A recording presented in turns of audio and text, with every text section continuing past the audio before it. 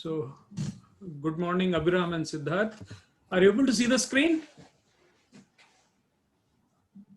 Are you guys able to see the screen? Yeah, okay. So, please try to solve this problem. Okay, see, in this problem, it says you have projected a stone from the top of a tower. So, let's say this is the tower.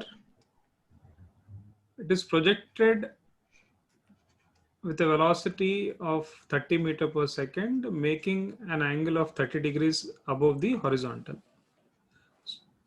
Okay, what other information is given? The stone hits the ground in 7 seconds. Okay, and the acceleration due to gravity is given.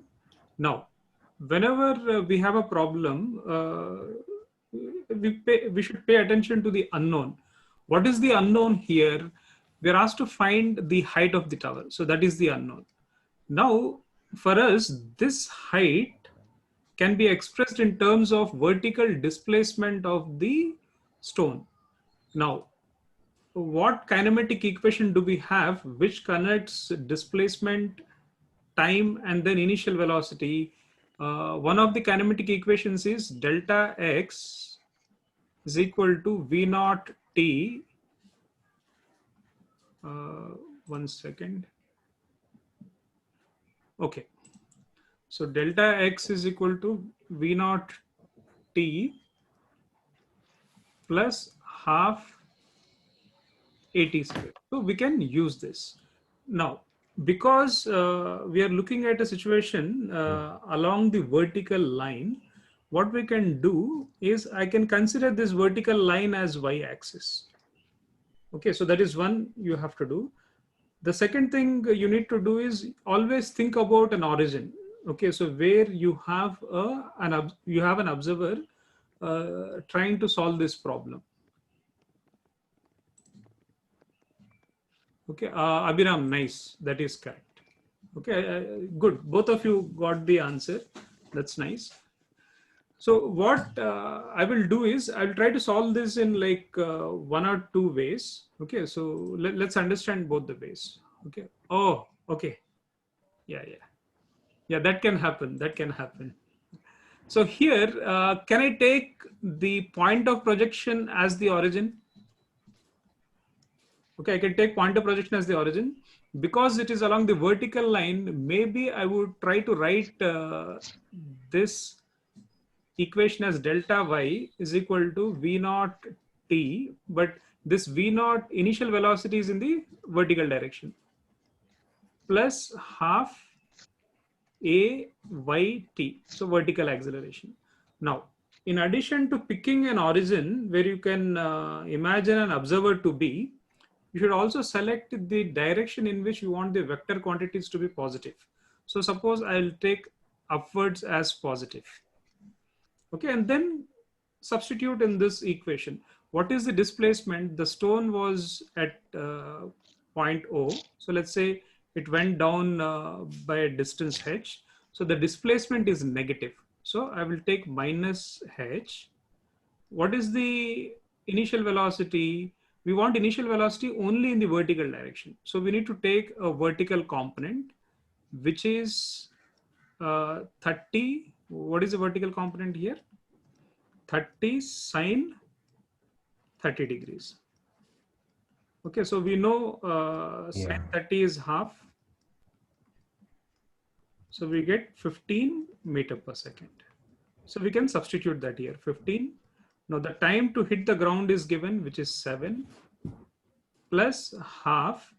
The acceleration is in the downward direction. So I'm going to take that with a negative sign, minus 10 into times square. Okay, so 7 square. So what do we get here? Minus h is equal to, so this is 105. And then we have 490 divided by 2. So that is minus 245. So h comes out to be 140 meters. Okay, so that is the height of the tower. Now, let us look at an alternative way to solve the same problem, guys. So try to think like this. Now this expression, okay, guys, are you paying attention? Abhiram? Uh, Abhiram, are you there? Are you looking at Paying it? attention. Yeah, okay. Uh, Abhiram, Yeah. I especially? just Oh, have okay. the second. Yeah. Oh, okay. So Oh, see sorry. this. I have the second screen here, so I put it there. Okay, good. Yeah, fine, fine.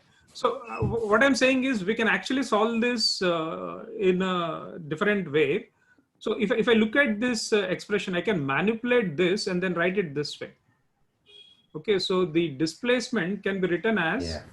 the average of the initial and final velocities into time taken. So it is just manipulation. Okay, so we can get this final velocity But using that is how we derive the equation in the that is first how, place. yes, that is how we derive the equation. So we can actually use that as well.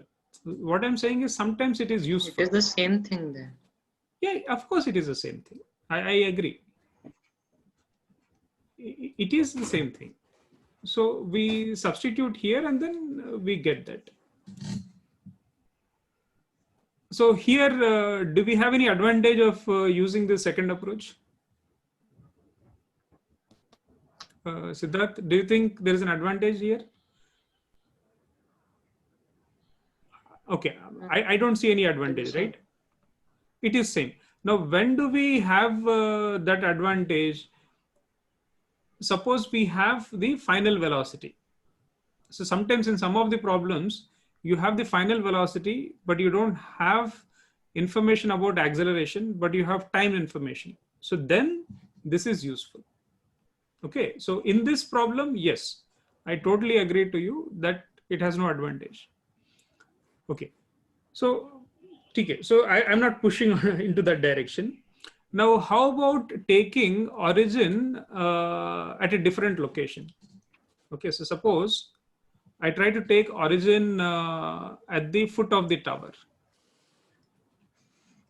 So if I take origin at the foot of the tower, and then I'm projecting this stone 30 meter per second, and I'm also going to take a different, uh, let's say, direction as the positive sense. Okay, so let's say I'll say downward direction is positive here.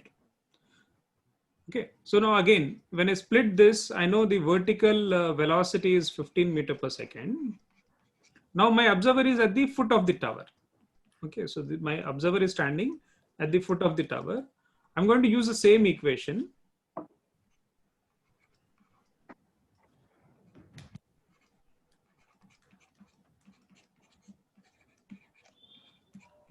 Okay, now here delta y is the displacement. Okay, so now what is the displacement? Displacement is final position minus initial position.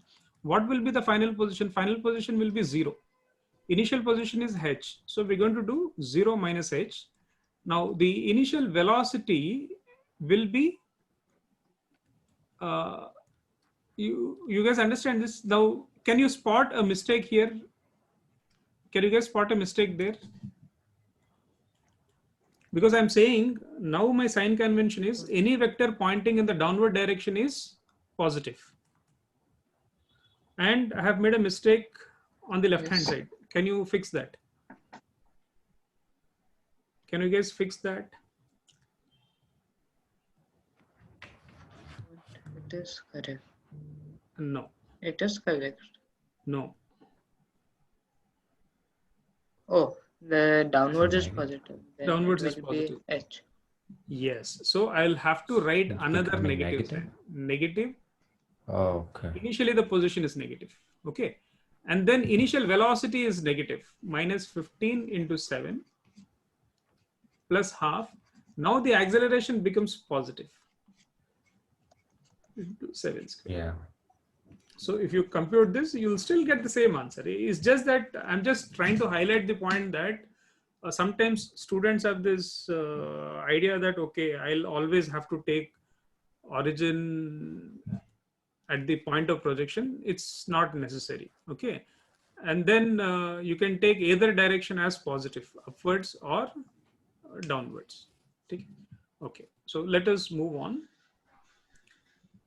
Okay, so try to solve this problem. The particle is projected horizontally. Yes. So, Yeah, it is projected horizontally with that speed. oh, like that. Yeah. Wait, so the question is asking for what it says if it hits the ground at an angle below. Oh, okay, it's asking for the Vertical vertical component of component the of the velocity. velocity. Okay. Okay, so here the problem says from the top of a tower, a particle is projected horizontally with a velocity of 16 meter per second. Now, tell me one thing. As the particle, let's say, falls, what happens to its vertical velocity?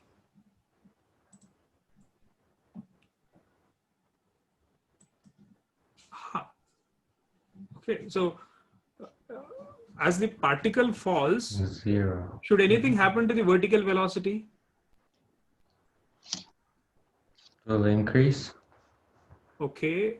Now, if you guys recall Newton's second law, what is Newton's second law? Newton's second law is net external force Force. acting on any particle is equal to mass into acceleration. Now, if you look Yeah. at the horizontal direction, do we see any forces horizontally? No. None, right? I mean, we are not looking at air resistance anyway. So horizontally, there are no forces. So that means acceleration is 0. So if acceleration is 0, that means the change in velocity is 0. So this 16 meter per second in the horizontal direction must not change. Okay. So horizontal velocity remains constant. Do you guys understand this? Horizontal Yeah. velocity remains constant. Now, okay, now to this question, maybe you can say G is not important, but G is what is like you have acceleration in the downward direction, that is where it is coming down. Okay, now, yeah, to get the answer, it may not be required, but to understand that, okay, as it falls, it is picking up speed. So you have the velocity changing in the vertical direction. Suppose as it hits the ground, now horizontally, it still has that 16 meter per second. Now vertically, it will have some velocity. So let's call that as V sub Y. And then the problem says it is making an angle of 37 degrees with the horizontal. So here, if I take this triangle and then write tan 37. So tan 37 will be horizontal component of the velocity by, sorry, vertical component by horizontal component. And then tan 37 is given in the question 3/4. Okay, so that is equal to vertical component by 16. So from here we get vertical velocity as 12 meter per second. Okay, so any questions, guys? No. Yeah, non-zero is enough. So that, yeah, that is right. In this case, non-zero is enough. Non-zero acceleration is enough.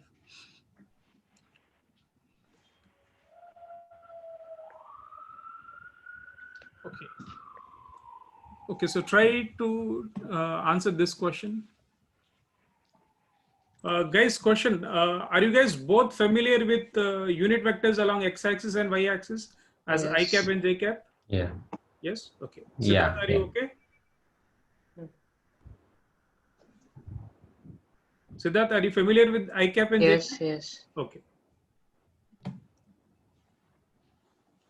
How did you guys solve this? Did you use trajectory or like simple ideas?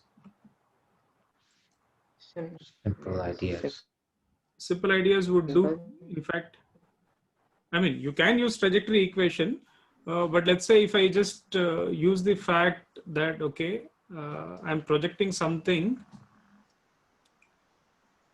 at the origin. Okay, so this is x-axis and y-axis. I know the horizontal component is 1 meter per second, and the vertical component I'm taking it as uy, so that is 2 meter per second. Now, as the particle moves along this trajectory, I'm taking a particular position and then say, okay, the coordinates are x comma y. So this is happening at time t. So let's say the projectile reaches this position p in time t. Now horizontally, the velocity is not changing. So I can write the horizontal displacement, which is x, is obtained by speed into time. So I can say ux into t. So ux is 1. So this is numerically equal to t. Now vertically, I will have to use the kinematic equation. Delta y is equal to vyt plus half ay t square. So delta y is y. Initial velocity is 2t plus half g is minus 10 and t square. So numerically t is x, so I can substitute here. So we get 2x minus 5x square. So very nice.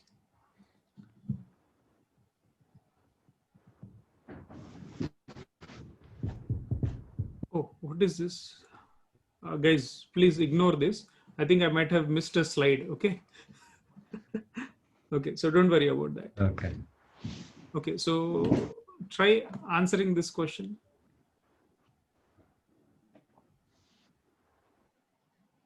So let's assume that you have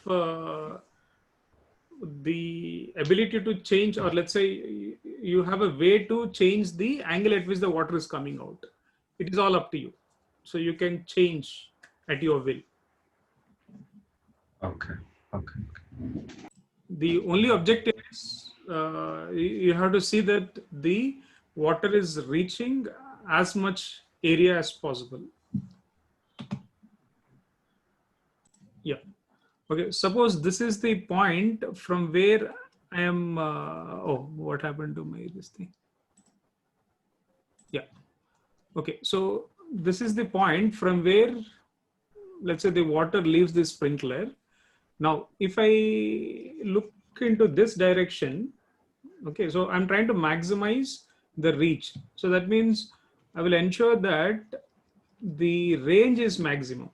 Now, if I, let's say, point my sprinkler the other direction to the left, so even in that direction, I will try to ensure that I'll maintain that angle for maximum possible range. So what is the angle for maximum possible range? Do you guys recall? The range expression was V naught square sine 2 theta by g. So for maximum range, sine 2 theta should be 1. So that means 2 theta is 90 degrees or theta is 45 degrees. So now we are saying that the range that we are trying to get here is initial velocity is v, so v square by g. Now this you're going to do all around the horizontal ground. So that's the circle that will be covered by water. So what will be the area? Area will be pi r square. Okay, so we should get pi v to the power 4 by g square. Okay, so the answer is A. Abhiram, are you okay? I think he froze. Yeah. Okay. Okay. Froze So for you guys? yes, I'm able to hear now. But Am I frozen?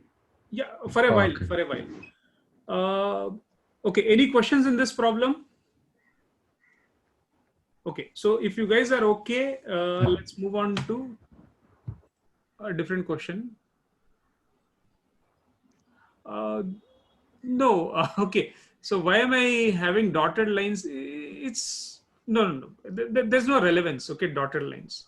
I mean, I can just show it as a line. It's just a line.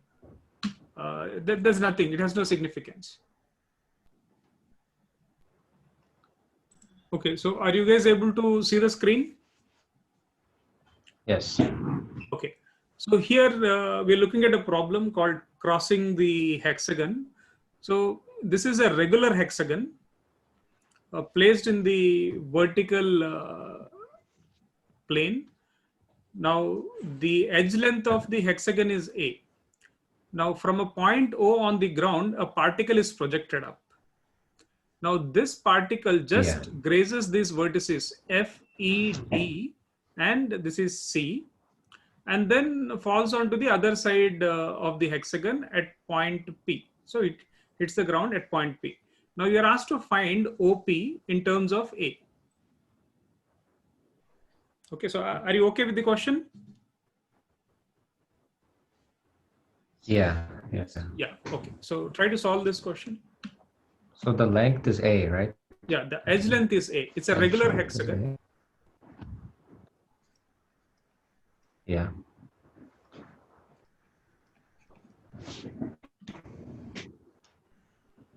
We're not given any velocity. No, this is the only information we have. Okay. Yeah. Okay. So here, let's say I'll do one thing here. We can take this OP as R. Okay, so that's the range we are after. Okay, and then a line along OP, let us take it as x-axis, and then perpendicular to this OP is our y-axis. All right. Now, we talked about two equations that give us the trajectory. Okay, so I think for this problem, it is better to use the second trajectory equation, which is given as y is equal to x tan theta into 1 minus x by r. So this is useful for this problem. So let's say it is projected with some velocity. So let's say that is v naught, and then the angular projection is theta. Now, I can just take any two vertices here. Suppose if I take vertex F, I'll try to get the coordinates x and y coordinates here. So if I drop a perpendicular here, now this distance, let's say this is maybe let's call it as Q. And then from C also we will drop a perpendicular. Let's call this as R. Now, if OQ is X, then obviously RP will also be X. I'm sure you guys agree to that, because for this parabola, everything is symmetric. Okay, so if OQ is X, then RP will also be X. Yeah, yes. We will discuss that. I think once I discuss my method, I will also allow you to talk about your method. Okay. Now here, by using this, let's say the x coordinate of this vertex x, F will be X, and then y coordinate is easy. Now, because it is a regular hexagon, this angle is 60 degrees. Yeah. Okay, so that angle is 60 degrees. So we can get this height FQ as A sine 60 degrees, which is A into root 3 by 2. Okay, so the y coordinate will be root 3 by 2 A. Now, similarly, suppose if I take the vertex E, suppose. Yeah. Okay, now the vertex E will have an x coordinate x plus this distance. Okay, so this is A cos 60 degrees, which is A by 2. So the x coordinate of vertex E is x plus A by 2, right? And the vertical component, okay, so this is as good as height here. So this is root 3 by 2 A, and even this is root 3 by 2a. So the y coordinate is root 3a. So I hope you guys are okay here. So we Yeah. have the coordinates for vertices f and e. Now, if I substitute them, so suppose if I first use the vertex f, now y is root 3 by 2a.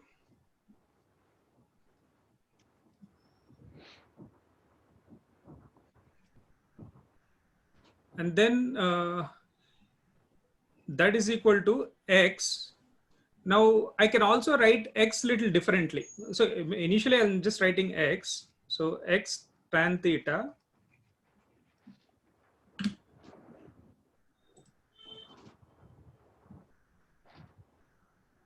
okay. It's just we give a distance, right?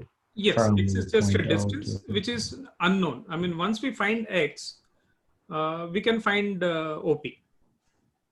Okay. You understand that? Yeah, yeah. Yeah. So we just gave some unknown. Okay. Okay. So here we're going to write x tan theta into 1 minus x by r. So this is 1 minus x by r. Now, if you want to write x in terms of r here, we can do that here. So this distance by symmetry is also a by 2. So now this is a by 2, a by 2. So that is 2a. Now, if I look at this, I can write 2x plus 2a as my OP, which is R. Okay, so X I can write it as R minus 2a by 2. Okay, so I can substitute that straight away here. So root 3 by 2a is equal to X is R minus 2a by 2 tan theta, and then I'm multiplying by 1 minus, again x is r minus 2a by 2r. Okay, now if I simplify this a little, so what do I get here? Root 3 by 2a will be r minus 2a by 2 into tan theta, and then here if substitute, I think this will be r plus 2a. Are you guys able to see this? Yeah. R plus 2a by 2r. Okay. Now, Okay. but the problem here is, I think there is a tan theta which we don't want. Okay. Now, let us Yeah. utilize the other coordinate here. So if I use the other coordinate, I think x plus a by 2, I will try to write that also in terms of r. So x is r minus 2a by 2 plus a by 2. So this will be r minus a by 2. Okay, so the x plus a by 2, I'm writing it as r minus a by 2. So if I use the vertex E, what do I get here? Y value is root 3a. Now x is r minus a by 2 into tan theta. This multiplied by 1 minus x is r minus a by 2r. Now, if I simplify this, I'll get root 3a is equal to r minus a by 2 tan theta. And then if I look at this, this will be r plus a by 2r. Okay, so you have these two equations. Okay, so this is one equation and then this is the other equation. Now what can we do here? We can just divide the second equation by the first equation. Okay, guys, I'll make, are you guys okay so far? Yes. Okay, Abhiram, any Yeah. questions so far? No, no questions. So what I will do is, I have these two equations. So to divide these two equations and write, I need some room. So I'll make some room here. Guys, I forgot. I mean, I can actually scroll. Oh, okay. Oh, okay. Okay. I was so dumb. Okay. So thanks for that. I think we can scroll here. Okay, so here I will divide the second equation by the first equation. So what do I have? Let's say I have root 3a, and then here I have root 3 by 2a. And then we have, I think, r minus a into r plus a. I can write it as r square minus a square divided by 2r square. Oh, sorry, that would be 4r square. Again, mentally, if you want, you can ignore, but I think since we are trying to solve it completely, let us write that down. Okay, there is no harm. And then here divide by, what do we have here? R square minus 2a whole square, which will be 4a square. Let's put that in brackets. And then divide by 4r square into tan theta. So now here, if you see, tan theta disappears, okay, and then the lot of 4r square disappears, and then here root 3a disappears. So left hand side I have 2, and the right hand side I have r square minus a square divided by r square minus 4a square. So if I bring this to the left hand side, I have 2r square minus 8a square is equal to r square minus a square. So here you get r square as 7a square. So the distance OP is root 7a. Okay, so do you guys understand this?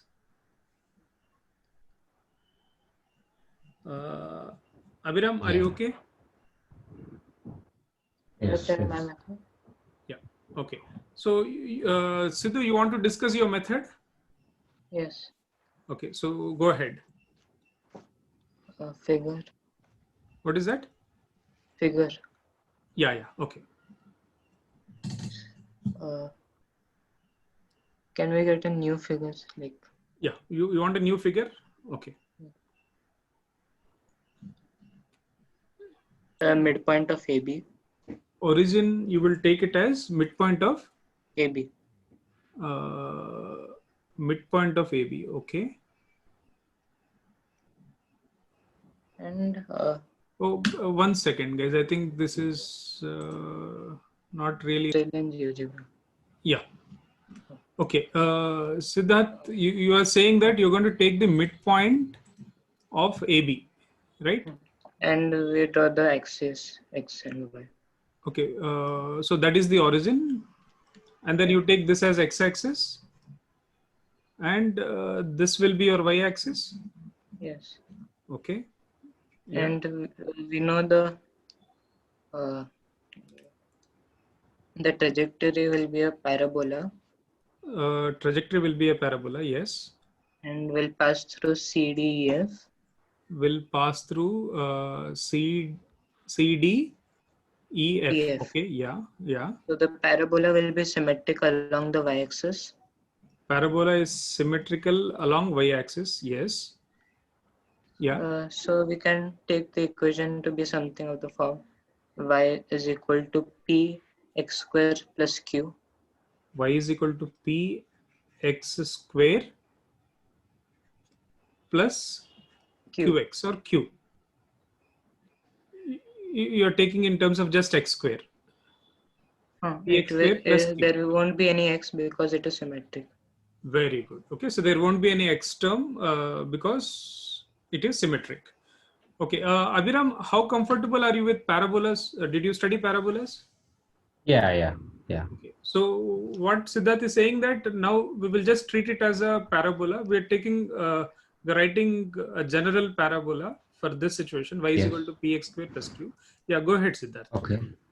Now the coordinates of C is a comma a root 3 by 2. Okay, coordinates of C will be, yeah. So this will be A, yes. So a comma root 3 by 2a, agreed? Yeah.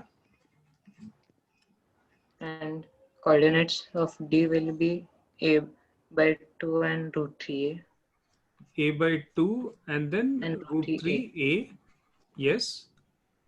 Okay. So we input these values in the Okay, equation. so we input these two values and okay, so you have completely avoided the trajectory equation. Very nice. So if I substitute C, I have root 3 by 2a is equal to pa square plus q. And then if I substitute d, I get root 3a as p a by 2 whole square, so which is a square by 4 uh, plus q. Yeah. And then And now we can get the values of P and Q. so we can solve for p and q. Yes. So now if I take a difference of these, uh, what do I get?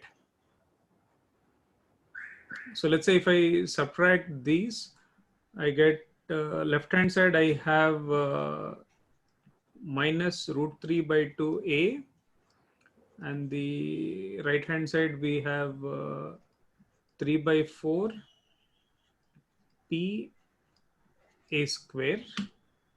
Okay, guys, am I okay there? And then the value of p is negative 2 over root 3a. Okay, so that is the value of p. But why am I get? Yeah, I think that is okay. So p will have to be yeah, this way. Because Then it once is I get downward. p, then I can substitute in any of these equation and then get q. So I have root 3a is equal to p, if I substitute, minus 2 by root 3a into a square by 4 plus q. Okay. So then we have q. So q we can write it as root 3, and then this will be plus 1 by, I can say, 2 root 3 a. So that is q. Okay, so once we have q, then what did you do?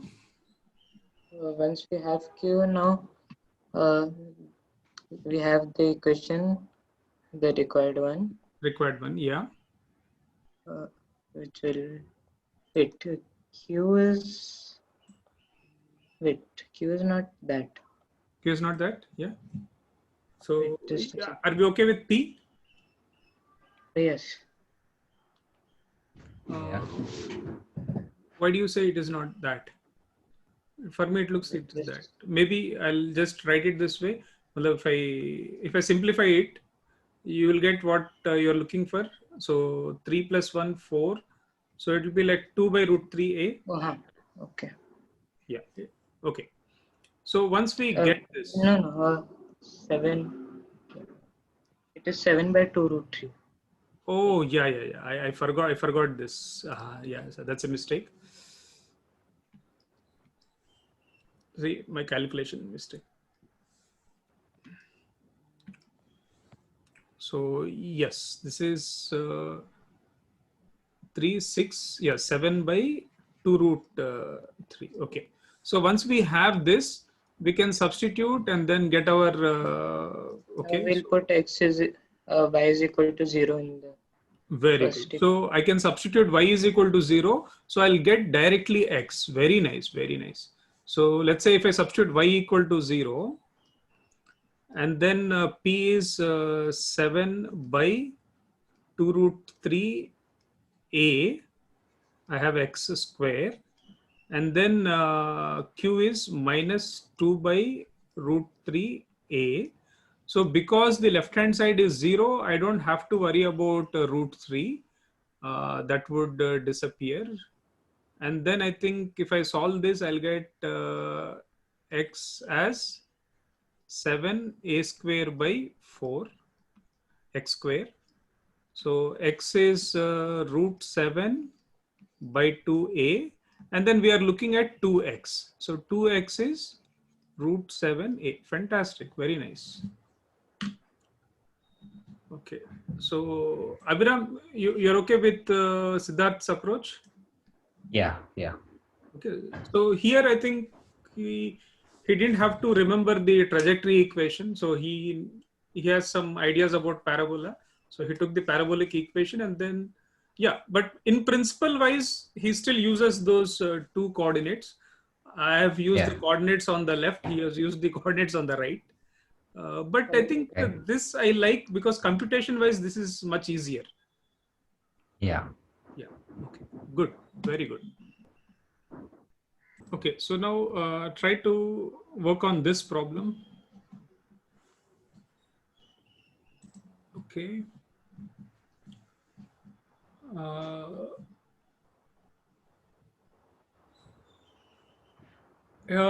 No, it doesn't say that, Siddharth.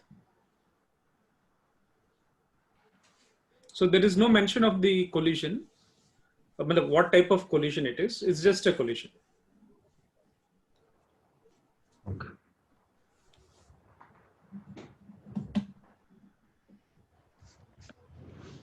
Siddharth, when you say same position, you mean at like same position is like where it started from? No, I'm sorry, that's not correct. Okay, so now to answer that problem, you need to have few basic ideas of center of mass and let's say the collision theory. Okay, so what we can do here is we can just start talking about center of mass. 1 second, guys. Yeah. Oh, what is happening? Oh, okay. Now, see, if you take the center of mass,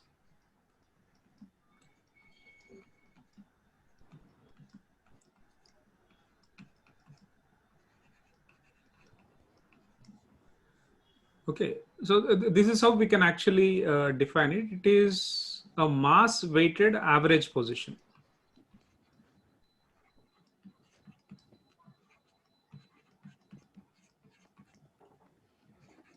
So it's like taking any average, but we are trying to get a average position based on the masses of the objects. So if you take a simple situation where you have two particles in space, suppose I just have two particles. I have a particle of mass m1. I have another particle of mass m2. So I'll take, let's say this is the origin. Because I have only two particles, I can take the line joining them as x-axis. Now the first particle has a coordinate of x1 comma 0, and the second particle has a coordinate of x2 comma 0. The center of mass will lie somewhere here. Okay, so assuming let's say m2 is greater than m1. Now what you have to understand is this center of mass is just a definition. Okay, so it's a mathematical definition, but it has a physical significance. So we can write in this case the x center of mass as m1 x1 plus m2 x2 divided by m1 plus m2. Now when you have more than two particles, suppose if I have three particles, I can always imagine a plane containing these three particles. Okay, so in that case, I will take xy plane. And then let's say I have these particles m1, m2, and m3.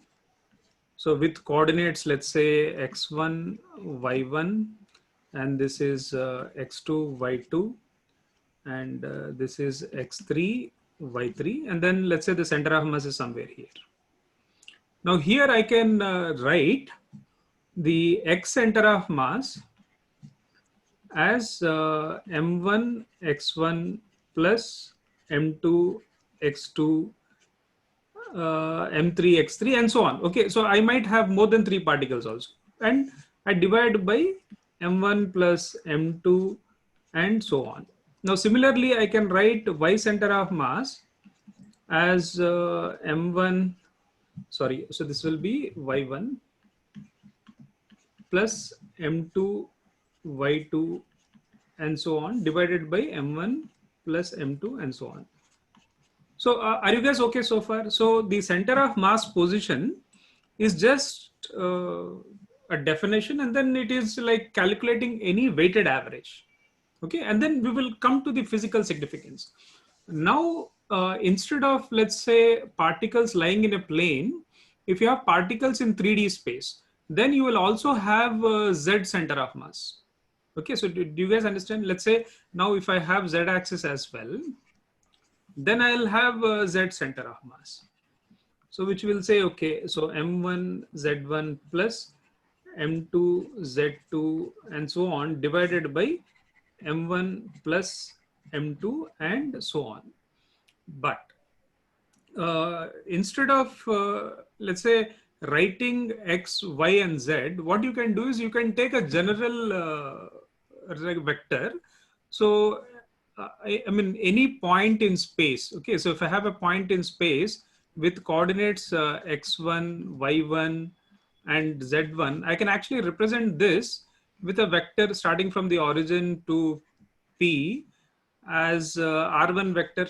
So I can write this as x1 I cap plus y1 j cap plus z1 k cap. Okay, are you guys okay with this? And then similarly, if I am trying to locate the center of mass position, I can write that as, okay, I have X center of mass. I can use that and then write I cap. And then I have Y center of mass. I can use that and then write the second component, and then Z center of mass. And then I can write the third component. So in general, in let's say in 3D space, if you have, let's say, a cluster of particles. Okay, so this is X, Y, Z. So you have a bunch of particles here. So let's say this is a particle M1, mass M2, and it has a position vector R1. And then suppose the center of mass is somewhere here. So the position vector of the center of mass is RCM. Now, how can I use my weighted average definition to get the position vector, okay, locating the center of mass? It's again as good as what we have been writing. So RCM will be M1 R1 vector. So here, because I'm writing using a vector notation, I'm placing that arrow here. Plus M2 R2 and so on. So divided by M1 plus M2 and so on. Are you guys okay so far? Abhiram, are you okay? Yes. Siddharth, Yeah. are you okay? Yes. Okay. So now what we can do is I have these collection of particles. Now later on when we study, let's say objects rather than let's say a single particle, these ideas like will be very useful. So if you have a continuous object, then you have millions of particles, or sometimes you just have a collection of particles. In our problem, we have only 2 particles. So the 2 particles P and Q can be treated as a system. Okay. Now here in the denominator, I have the sum of the masses of the particles. So I can take that as capital M. So let's say the mass of the system is capital M, suppose. Now what I can do here is I can write this equation as total mass into the center of mass position vector is equal to M1 R1 plus M2 R2 and so on. Okay, now here carefully observe this.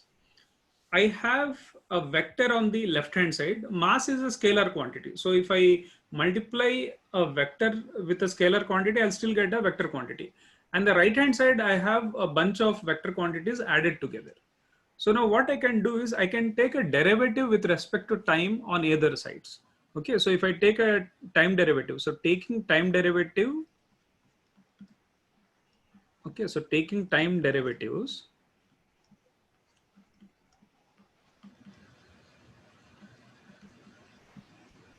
so let's say, what do I have here? Mass into rate of change of position vector here. So d by dt into RCM. That is equal to mass m1 into rate of change of position vector for the first particle plus mass of the second particle into rate of change of position for the second particle. Now, what is rate of change of position vector? We'll get velocity. Okay, so the left hand side we get mass into velocity of the center of mass, because we are taking a time derivative of the position vector. And the right hand side, I have mass of the first particle into velocity of the first particle plus mass of the second particle into velocity of the second particle, and so on.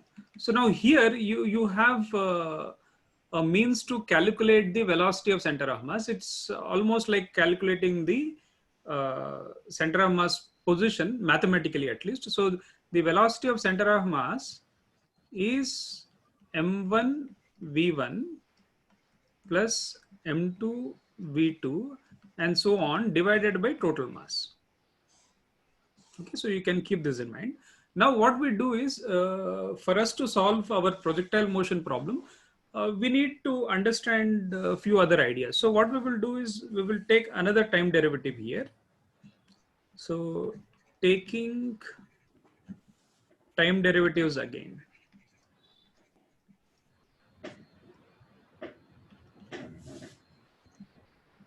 Okay, now what is rate of change of velocity known as? Guys, what is rate of change of velocity? Acceleration. Acceleration. So the left hand side, I will get acceleration of the center of mass. Yeah. And the right hand side, I have mass of first particle into acceleration of the first particle plus mass of the second particle. Oh, sorry. Why am I putting an arrow over mass? Okay. So acceleration of the second particle and so on. Okay. Now here, if I take a look at, let's say, somewhere in my collection of particles, if I'm paying attention to ith particle, okay, so suppose I consider ith particle.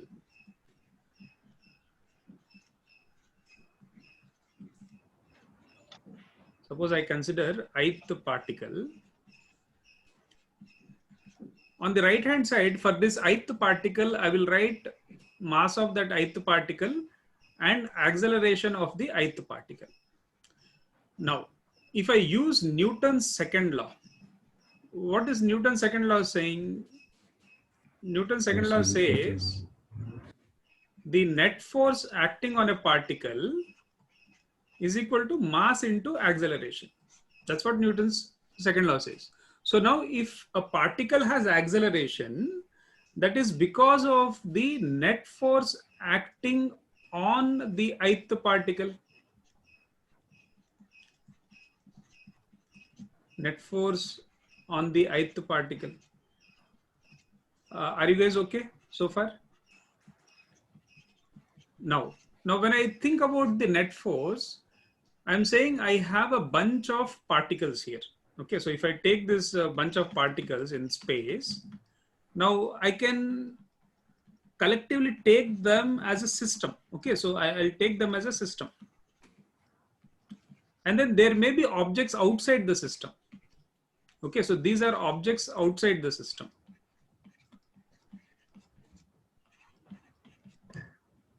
And you have particles or like objects inside the system. Suppose this is the ith particle I'm talking about. Okay, so this is the ith particle. Now, when you take a ith particle, the forces can come from outside, the forces can also come from inside, right? Are you guys with me? The forces acting on a particle can come from outside also. So maybe this particle right here is applying force on this particle, ith particle, or the forces can come from inside also. Maybe this particle is applying force. Okay, so I can call this is the external force and this is the internal force. Are you guys with me so far? So now what this allows us is, I can write the right hand side as, if I take the ith particle, mass of the ith particle into acceleration of the ith particle will depend on the sum of all the external forces acting on the ith particle plus sum of all the internal forces acting on the ith particle. Oh, sorry. Oh, why am I writing like that? Okay, sum of all the internal forces acting on the ith particle. Okay, are you guys okay so far? Yes. Now, that means if I go back to our equation right here. Okay, so if I look at this. Okay, now if I write that down here, let me write it down here. So the left hand side I have mass into acceleration of the center of mass, and the right hand side I am saying, okay, so sum of all the external forces acting on particle 1 plus sum of all internal forces acting on particle 1. Okay, so that is for the first particle. Now again for the second particle, I will write, okay, sum of all external forces acting on the second particle plus sum of all internal forces acting on the second particle, and so on. I know this might get boring, but you get the idea here. Yeah. Now the question to you guys is, if I consider all the particles in my system, okay, so I'm like thinking about only the particles within the system. If I need to get the summation of all these internal forces, okay, so sum of the internal forces on the first particle and the sum of the internal forces on the second particle, okay, and so on. If I add all these, what do you think I will get? 0. Okay, why 0? Because of the third law, maybe.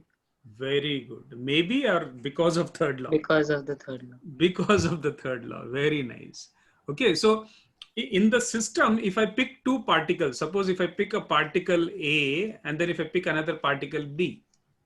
So if I look at the internal forces only, considering internal forces only, considering internal forces only, let's say B is applying force towards B. So this is like force on A by B. So Newton's third law says that you cannot really have two isolated forces. Oh, sorry, what am I saying? You cannot have an isolated force. Okay, forces always occur in pairs. You can never have an isolated force. So if B is applying a force on A is applying force on B in the opposite direction. And these two are equal in magnitude but opposite in direction. Okay, now if I add these vectorially, the vector sum is 0. So now this is going to happen for any two pairs within the system. Okay, are you guys okay? So what can I say here? I can just simply say that sum of all internal forces is 0. Sum of all internal forces is 0 thanks to Newton's third law, right? Internal forces is 0. Okay, so all the credit goes to Newton's third law.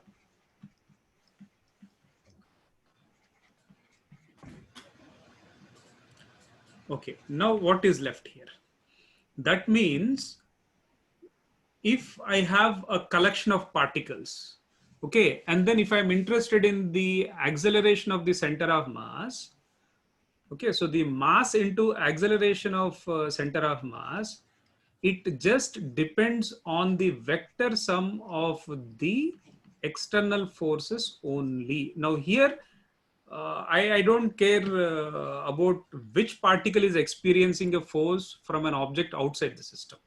Okay, I just take the vector sum of all the forces. Okay, by the way, you have to be very clear here. So this is the vector sum of forces. Vector sum of external forces acting on all particles. Yeah. Okay, so now acceleration of center of mass is the sum of all external forces divided by mass of the system. Okay, are you guys okay so far? Yeah. Yeah, Siddharth, you're okay? Okay, now the interesting thing here is, what if the sum of all external forces is zero? Okay, so what if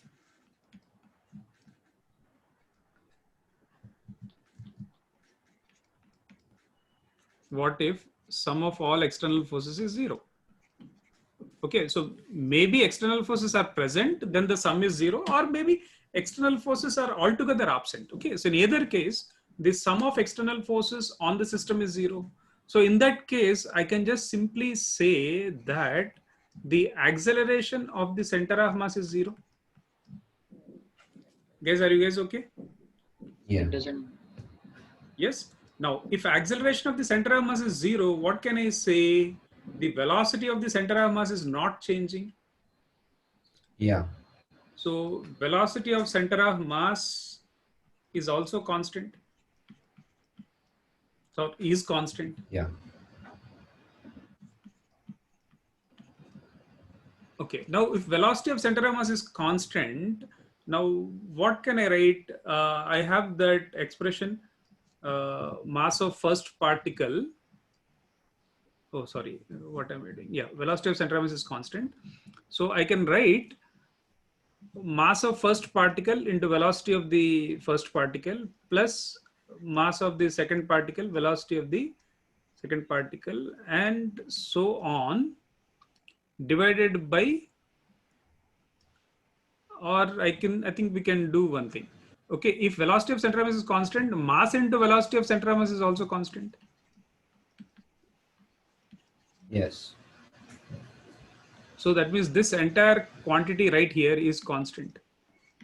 Okay, now here, I'm sure you guys know about this, right? Mass into velocity is linear momentum. Okay, so that means Yeah. the linear momentum of the system is constant. Okay, so this is known as the conservation of linear momentum. It's a very big deal. Okay, so conservation of linear momentum.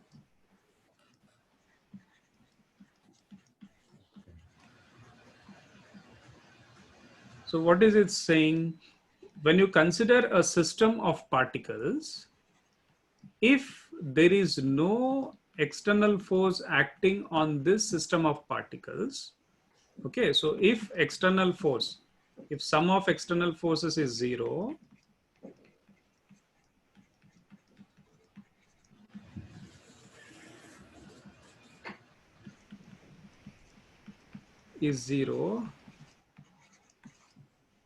okay, so linear momentum is conserved. Okay, so we are saying linear momentum of the system is conserved.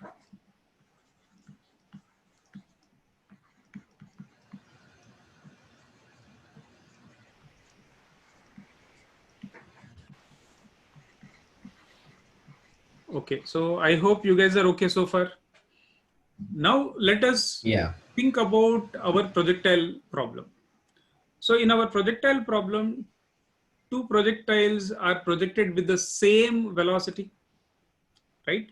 So I have a projectile P, and then I have another projectile P. Same velocity, no? Same speed. Oh, sorry, not same velocity. Yeah, I take my words back. Same speed, yes, because the directions are different. So same speed, okay, and the same angle of projection. Now, when they meet, can I say by symmetry they have to meet somewhere exactly midway? Okay, so I don't know whether they're meeting at the highest point or not. I don't know. Okay, I'll have to figure that out. Okay, but they're meeting somewhere. Yeah. But exactly between their starting locations. Okay. Now, once they meet, what you can do is, if I take two directions here, so one vertical direction and then horizontal direction, and then think about it. Can we try? What is that? Can we try? 2 minutes. I mean, I'll give you the idea. I'll just, let's say if I take horizontal and vertical direction, along the vertical direction, the gravitational force is present. Okay, gravitational force acts. Along the horizontal direction, there are no forces. So that means, can I say that the linear momentum before collision and after collision should be same horizontally? Are you guys okay? Siddharth, Yeah. are you okay? Yes. Yeah, horizontally, linear momentum is conserved. Vertically, is it conserved?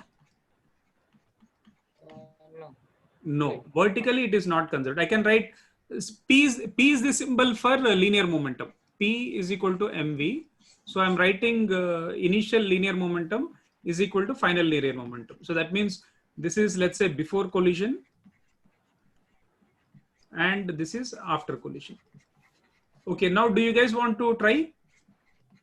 Yes. Yeah. Okay, so Can I show the problem? yeah, 1 second. I'll just show you the problem. Yeah. Okay, so now Yeah, with that, whatever we have discussed, try this problem again. Okay, so you're able to see the screen, guys? Yeah. Yeah, okay, so try this one. I'll be back in 2 minutes. No, Siddharth, that's also not correct.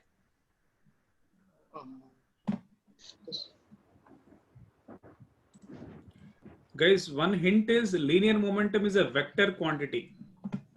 Just a minute. So if I take right side as positive, left side would be negative. So make sure you are using that.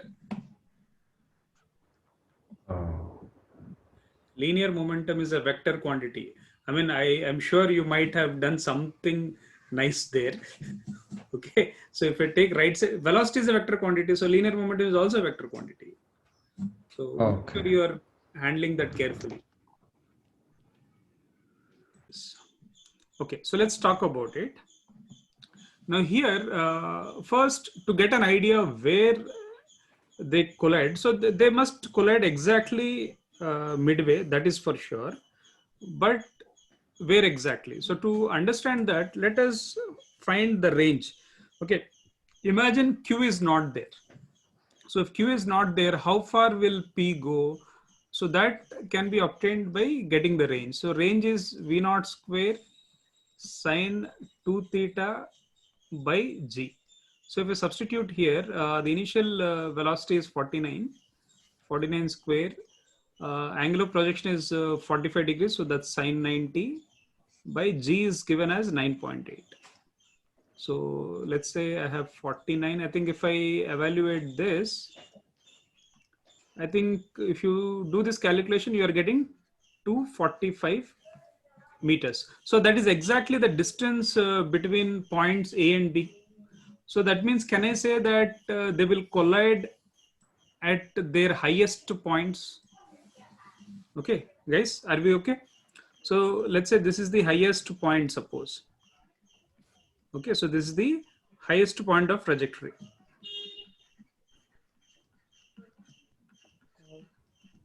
Okay, so highest Where are you point doing? of the, oh guys, are you Where are not able to see? Oh, okay. I forgot. I actually paused and then I was just teaching. Okay, guys, I wrote here above. Do you see? Do you understand this calculation? Yeah. I first calculated the range here.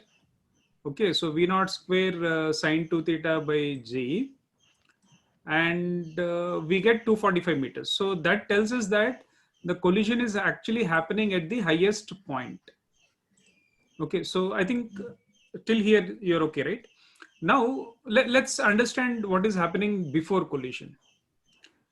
Okay, so before collision, because the collision is taking place at the highest point, what is the vertical component of the velocity? At the highest point of the trajectory, what will be the vertical component of the velocity? 0. 0. So that means these particles will have only horizontal component of the velocity. Now, Yes. Yeah. what is the horizontal component of the velocities? So which is V naught cos 45 degrees for both of them, of course, in the opposite Yes. direction. So this is 49, cos 45 is 1 over root 2. So 49 root 2. Are you guys okay? Now I'll take a Yeah. situation, let's say before collision, and I'll take after collision.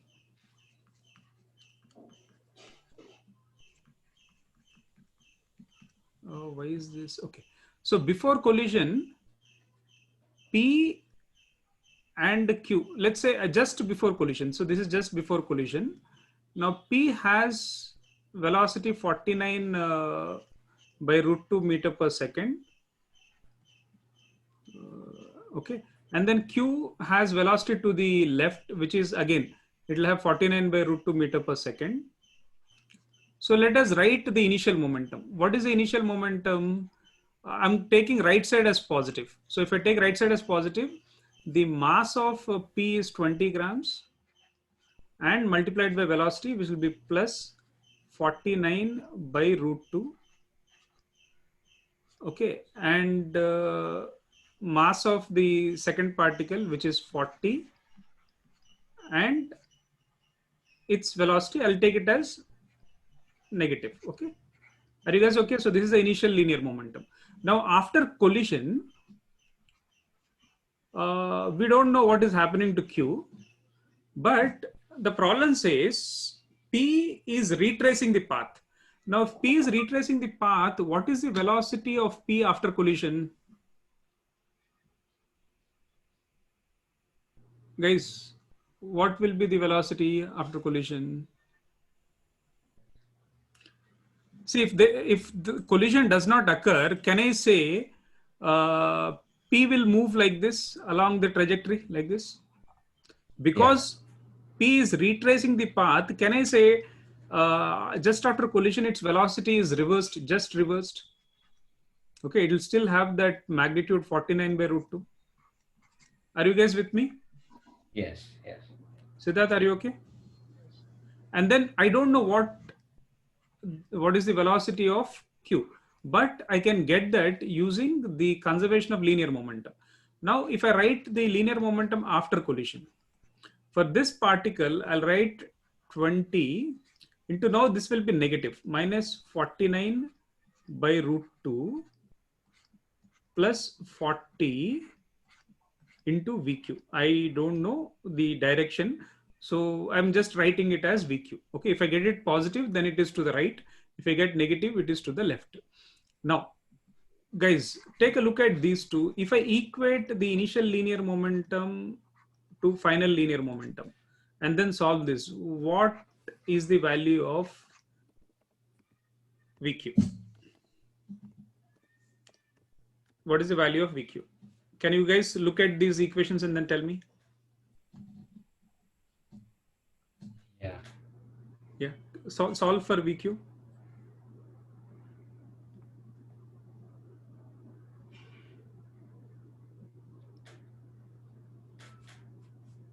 You can actually eyeball and then tell me, or you can solve.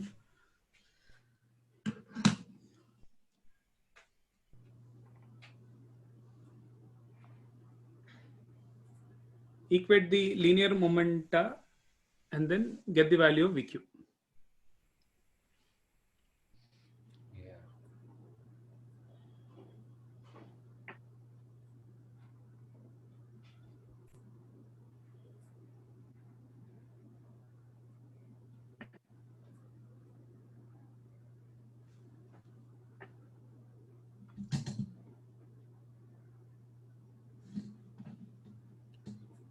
Okay, so what are you saying? Yes. What is VQ? It is 0. Okay, very good. So Abhiram, are you okay with that? Yeah. Because if I send this to the left hand side, okay, if I send this left hand side, I'll get 40 into plus 49 by root 2 and then minus 40 into 49 by root 2. So VQ will come out to be 0. So that means after the collision, P has retraced, but Q's velocity has become 0. So then how would Q move just after collision? It will Let's just fall, drop. Yes, it will just fall down. So that means where is Q hitting the ground? Exactly midway. So if 245 meters is the distance between A and B, then from B, that distance would be how much? 100. Okay, 122.25 meters from B. Are you guys okay? Now, Yeah. how do I find the time that Q takes to reach the ground after collision? It is time to just come down. And then see, time to go up and then time to come down is The same. can be found. So how do I find that? I think I'll give you some time to find the time B part. Okay, so let's talk about it. I think I'll go to the next page. So now here, in order to find the time taken by Q to hit the ground, I need the maximum height. Okay, and then I can use, let's say, delta x is equal to V naught t plus half a t square and then get the answer. So let's, I think, move to the next page maybe.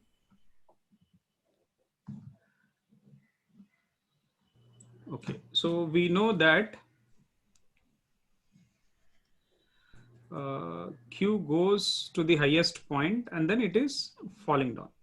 So how do I get the maximum height? Maximum height is V naught square sine square theta by 2g. Okay, so we should evaluate this. So 49 square into sine square of 45 by 2g, which is 9.8. I think we saw that 49 square by 9.8 was 245. So this would become 245 by, let's say, 2, and then sine square 45 is 1 by 2. So we will get 245 by 4. So that is the maximum height. Now if I use vertically, okay, so vertically for Q, if I use delta y is equal to V naught t plus half a t square. Guys, I think, I don't know, this PowerPoint, the ink, I don't know, somehow it spreads. Why did I come to the previous page? Okay. Yeah. So somehow this spreads. Okay, so half at square. Are you guys with me so far? Then I'm taking this as the initial location. Okay, so that is the initial location. Yeah.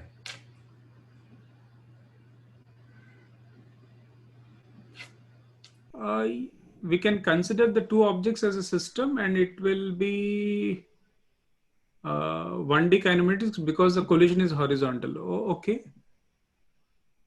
We can do that. Okay, we'll talk about that.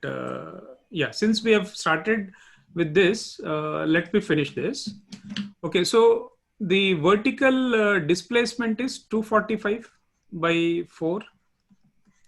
And then initial velocity for Q is 0. So this is 0. Plus I'm taking downward direction as positive this time. So I have half and this will be 9.8 and then t square. So what do we get t square as? I think if you look at this is 49 into 5, right? So I can write 49 into 5 and then there's a 2 and then 9.8. So this should be how much? 49, this is 0.2. I think it will be 25 by 2, if I'm not wrong. And then t will be 5 by root 2. Okay, so how much is 5 by root 2?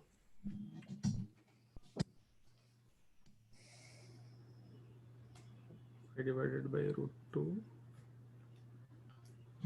comes around 3.53 seconds. Okay, so that is okay. Siddharth, what are you saying?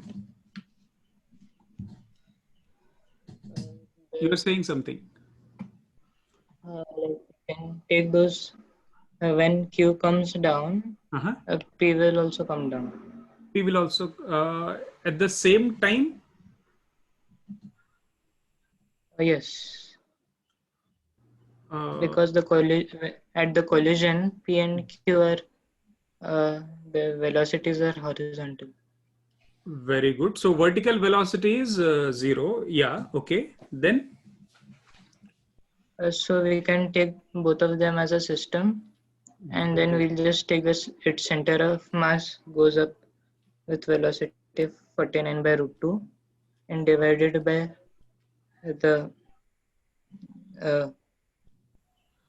by G 9.8, and we'll get it. Very good. Very good. I think that's a good thought. So Abhiram, you understand? Yeah. What Siddharth is saying is just when, let's say, P is returning from here and then Q is about to fall vertically downwards, P was retracing the path. So now the center of mass is exactly there. Okay, now what is the center of mass velocity? So if I calculate the velocity of center of mass,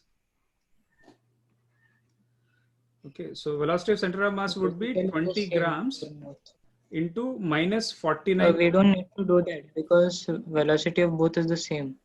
No, velocity of both of them is not same, right? Y. Only you are considering only y direction. Oh, okay, okay. Yes, only y direction. Only y direction. Okay, y direction velocity is 0. Okay, then. No, y. Initial will be 49 by root 2. Why would that be? Because I'll have to calculate, right? Vertically or horizontally? Vertically. Initial velocity is 49 by root 2. No, vertical velocity of P is 0, right? At the highest point. No, at the starting, initial, before the collision happened. Acha. Oh, okay, okay. Before the collision, you are saying. Okay, I think we'll do one thing. We'll go to a different page. Okay, so let me understand what you are saying.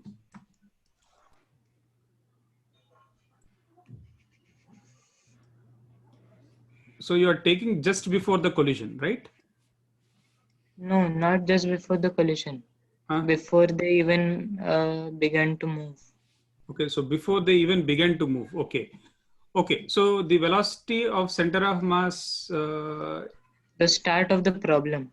At the start of the problem. Okay, start of the problem. Okay.